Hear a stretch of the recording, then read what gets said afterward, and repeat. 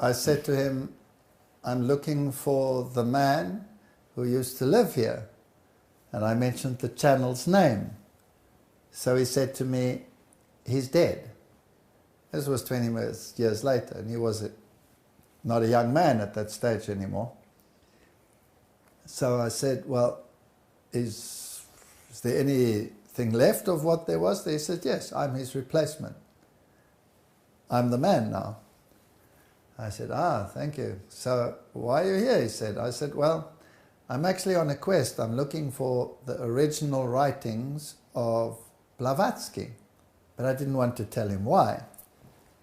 So he says, oh, you want the original writings of Blavatsky? He says, well, unfortunately, they're not available. You can't have the original volumes of those works. But I have many books for you. Come, I'll show you. So he took me to a table, and there were lots of books lying there. And I remember one of them was Bridges, and I said, I've read that. And then there was Alice A. Bailey stuff. I said, I've read that. And he said, so do you want none of these? I said, no, I don't want them. I've read them all. And he took his hand like this, and he wiped them to one side. So he said, so you're done with these? And I said, yes, I want Blavatsky. And he looked at me and he said, Blavatsky? Well, if you want Blavatsky, that means you have arrived. And I said, oh, thank you. He says, but I can't just give you Blavatsky. What esoteric school do you belong to? Uh-oh. So I had to do some quick thinking, and I said, I don't belong to an esoteric school. I only know what my father-in-law taught me. And so he talked some about that. And he kept on saying, oh, Blavatsky. And then he kept on showing me other things. And then he said, let me show you this. And this was fascinating. He took me to a bookshelf, and there was a Bible commentary. As we would have a Bible commentary, there was a Bible commentary. And I took a book down and I started reading. It's the esoteric interpretation of the Bible. So everything that's good becomes evil. Yahweh becomes Satan, and Satan becomes Yahweh. Everything is gospel reversal, right the way through. And I picked this up. So I said to him, this is interesting. What do you do with these? He says, well, we give Bible studies. So I said, okay, so you give esoteric Bible studies. He says, yes, we have a class here and we meet. But I also lecture elsewhere. I don't know how to say this carefully. Let us put it this way.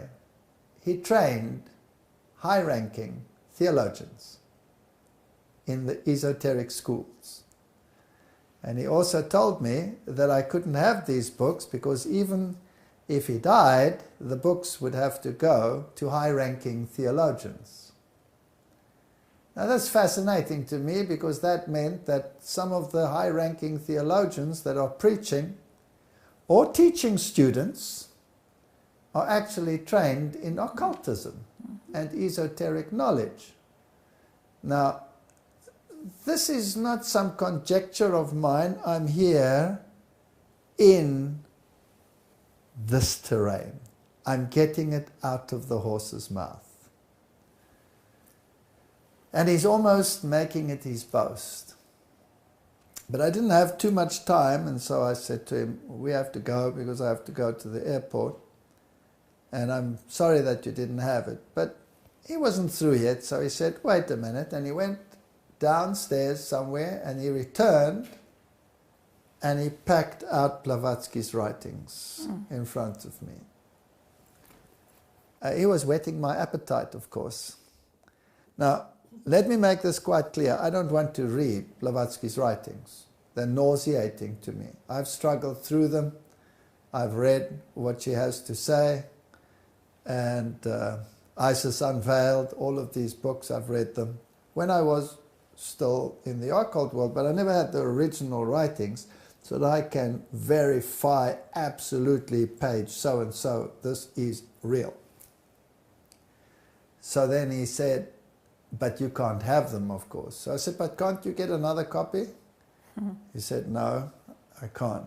And we were just about to leave. He says, I do have one more copy, but unfortunately you can't use it. I said, why not? He said, it's in a foreign language. And then he disappeared downstairs and he came back with it and he put it down there and it was in German. So I didn't want to seem excited. So I said, that's a pity. It's in German. He said, yes. I said, well, you know what? Some of the words I probably won't understand and I can use a dictionary. Maybe it could help me after all. Would you give them to me or sell them to me or whatever? I didn't bring much money or anything like that. He says, oh no, you can't buy them. They're priceless. So I said, but I don't want them for nothing. He says, no, no, no. And then he said, you know what? How much money have you got on you? So I opened my wallet and I had, what is it, 300? I had 300 Rand, that's $30. So he said, make that a token donation. And he took it and I got the writings. Now, why did I want them?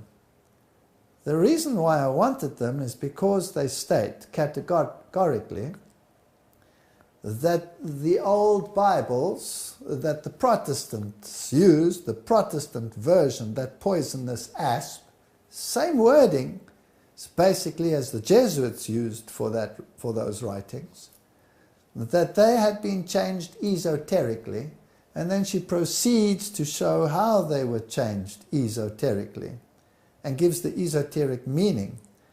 And then she says that the only ones who would resist this esoteric interpretation would be the Adventists.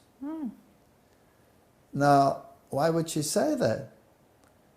And so this is information that is important, and it is verified to me that it's not some airy-fairy source, but by the highest occultist in the country. When you have those writings, you have arrived. I don't want to read those writings. I've been there. I don't need esotericism in my life, but I do need to know that when I state something of this nature, it's verifiable.